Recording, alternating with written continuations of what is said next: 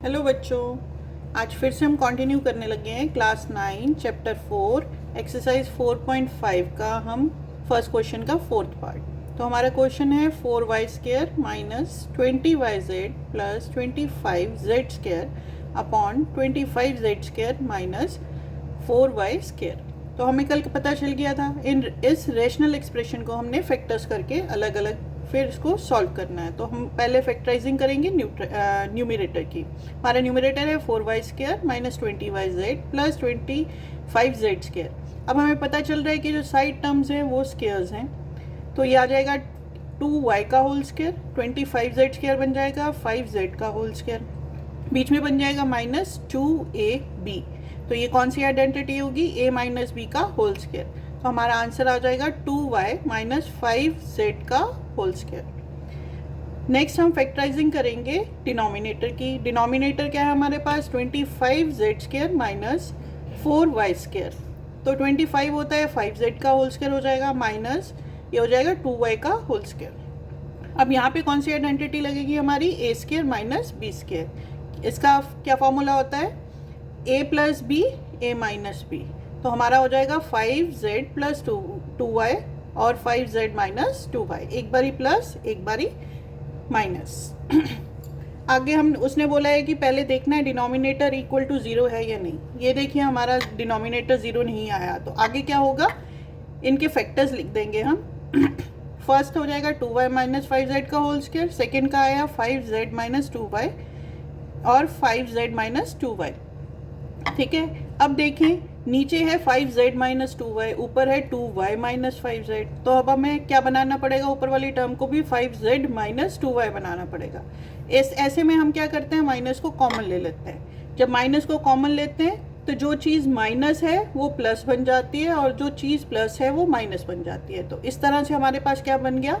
Minus common आया 5z minus 2y का whole square और नीचे सेम डिनोमिनेटर के फैक्टर्स। अब जब भी हम माइनस का स्क्वायर करते हैं तो वो क्या बन जाता है? पॉजिटिव टर्म बन जाती है। तो 5z माइनस 2y का होल स्क्वायर, नीचे है 5z प्लस 2y और एक है 5z माइनस 2y। अब ये लाइक टर्म्स हैं माइनस वाली, तो हम क्या करेंगे? पावर्स को माइनस कर देंगे। 2 में से 1 गया, कितना बच गया? 1 पावर बच गई। तो ये हमारा आ जाएगा 5z minus 2y upon 5z plus 2y। ये हमारा फोर्थ क्वेश्चन कंप्लीट हो गया। अब हमारा है फिफ्थ है हमारा x² प्लस x माइनस 6 और x² माइनस 7x प्लस 12। ये दो ऊपर हैं, ठीक है, टर्म्स। नीचे है डिनोमिनेटर में x² माइनस 6x प्लस 8 और x² माइनस 9। अब हमें ऊपर वाली टर्म्स देख के पता चल रहा है कि ये मिडल टर्म स्प्लिट आउट होगा। तो पहले हम फैक्टराइजिंग करते हैं न्यूमरेटर की। न्यूमरेटर है हमारा, फर्स्ट टर्म है x² प्लस x माइनस 6।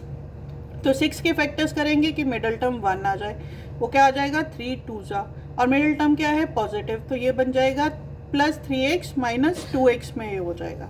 फिर हम दो टर्म्स को ब्रैकेट में ले लेंगे, ठीक है। ब्रैकेट में लेने के बाद मैंने क्या बताया था? जब भी हम माइनस को लेते हैं, माइनस के बाद ब्रैकेट शुरू करते हैं, तो ये जो है वो ऑटोमेटिकली ब्रैकेट के अंदर वाला साइन चेंज हो जाता है। नेक्स्ट देखें, ये हमारा बन गया x² plus 3x minus 2x plus 6। अब हम क्या करेंगे? फर्स्ट वाली टर्म्स में से x कॉमन आ गया, अंदर रह गया x प्लस 3। सेकेंड वाली जो ब्रैकेट है उसमें से माइनस 2 कॉमन हो गया और अंदर क्या रह जाएगा? जब डिवाइड करेंगे 2 से दोनों टर्म्स को तो x प्लस 3 बन जाएगा। अब फिर से देखें x प्लस 3 दोनों कॉमन है, वो ले लिया और बाकी टर्म्स क्या बन गए? x minus 2। तो ये हमारी सेकेंड बन गए फैक्टर x माइनस 2। इसी तरह उसी के साथ एक और था x² minus 7x plus 2। Numerator में 2 थे, तो क्या करेंगे? अब हमने 12 के फैक्टर्स करने हैं कि 7 आ जाए, माइनस 7 आ जाए, तो 3 4 होगा। और अगर माइनस में मिडल टर्म चाहिए तो व्हाट ऑब्वियस दोनों के साथ क्या आएगा? माइनस माइनस, तो माइनस माइनस 3 प्लस 4 कितना हो जाएगा? 7 हो जाएगा। दोनों को ब्रैकेट में लिया, सेम वही चीज़ ब्रैकेट। ये देखें, फर्स्ट ब्रैकेट आ गई x² माइनस 3x, दूसरी आ गई 4x माइनस 12, बट मिडल में क्या है? दोनों के माइनस।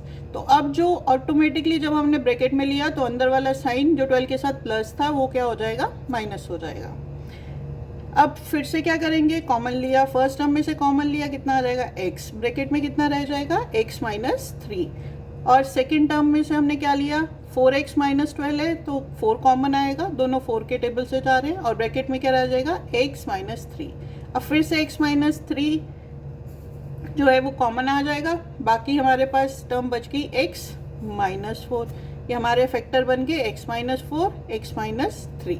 अब हम डिनोमिनेटर को फैक्टराइजिंग करेंगे, तो हम उसमें हमारी फर्स्ट टर्म थी x square minus 6x plus 8। अब फिर से इसको मिडिल टर्म करना पड़ेगा। अब 8 के फैक्टर्स करेंगे कि 6 आ जाए, वो कितना होगा 2 4, ठीक है, और 2 और 4 को हम प्लस करेंगे 6 आ जाएगा। मिडिल टर्म जो है वो माइनस में है, तो बड़े के साथ भी माइनस होगा, तो छोटे के साथ भी माइनस रखना पड़ेगा, तभी इन दोनों को टर्म प्लस करके 6 आ जाएगा।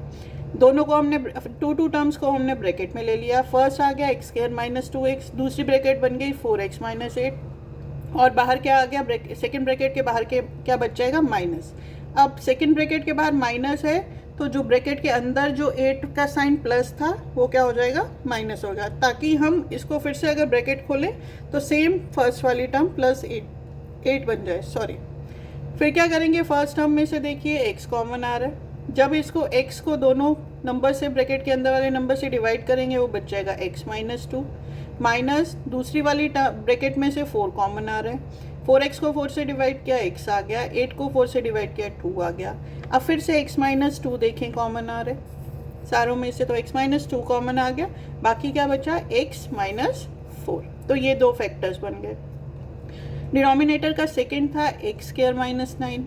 अब देखें एक्स स्क्वायर को कैसे लिखेंगे, एक्स का स्क्वायर, माइनस 9 को कैसे लिखेंगे, 3 का स्क्वायर होता है। अब ए स्क्वायर माइनस बी स्क्वायर वाली आइडेंटिटी बन रही है, ये क्या होती है, एक बारी प्लस एक बारी माइनस, तो ए प्लस बी ए माइनस बी, तो ये इनके फैक्टर्स बन जाएंगे एक्स प्लस 3 और एक्स माइनस 3। डिनोमिनेटर फिर से 0 नहीं आया, इसलिए हम क्या करेंगे, हमारे न्यूमिनेटर के फैक्टर आए x plus 3, x minus 2, x minus 4, x minus 3।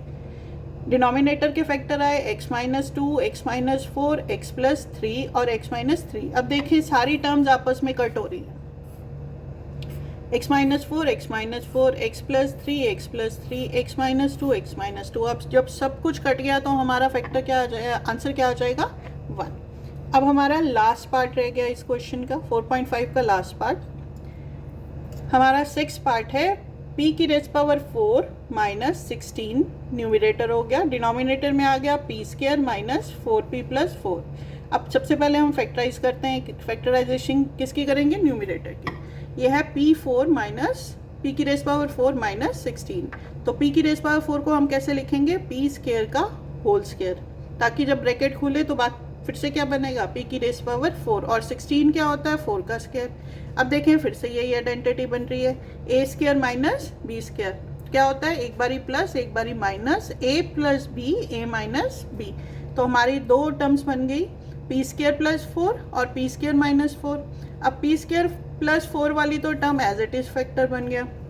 Second देखें जो माइनस वाली थी वो क्या बन रही है, p स्क्वायर माइनस 4, तो उसको फिर से हम फैक्टराइज करेंगे, ये हमारा बन जाएगा p का स्क्वायर माइनस 4 होता है 2 का स्क्वायर, फिर से a square minus b square बन गया, तो फिर से वही एक बारी p प्लस 2 और p माइनस 2, तो इसके 3 फैक्टर्स बन गए हमारे पास।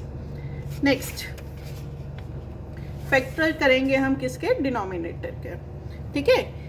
हमारा डिनोमिनेटर है p square minus 4p plus 4, तो यहाँ पे देखें p का भी स्क्वायर होता है 4, 2 का भी स्क्वायर होता है, तो यहाँ पे कौन सी आइडेंटिटी लगेगी, a square minus 2ab plus b square, ये किसकी आइडेंटिटी होती है, a माइनस b का होल स्क्वायर।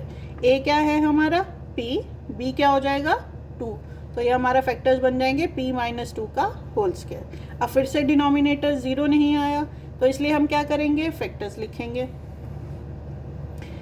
हमारे न्यूमिनेटर के फैक्टर्स आ गए p plus 2, p minus 2, p square plus 4। नीचे डिनोमिनेटर के फैक्टर्स हमारे आ गए p माइनस 2 का होल स्क्वायर। अब इजी करने के लिए मैंने p माइनस 2 के होल स्क्वायर को 2 टाइम्स लिख लिया, तो न्यूमिनेटर में भी p माइनस 2 है, डिनोमिनेटर में भी p माइनस 2 है, दोनों कट हो जाएंगे, तो हमारे पास आंसर क्या बचेगा, p plus 2, p square plus 4 और p माइनस 2। ओके बेटा, प्लीज़ लाइक एंड शेयर करें ताकि हम इसी तरह इंजॉय करते रहें मैथ्स को। कल फिर से हम एंड ऑफ द चैप्टर के साथ फर्स्ट क्वेश्चन के साथ मिलेंगे। Okay bye.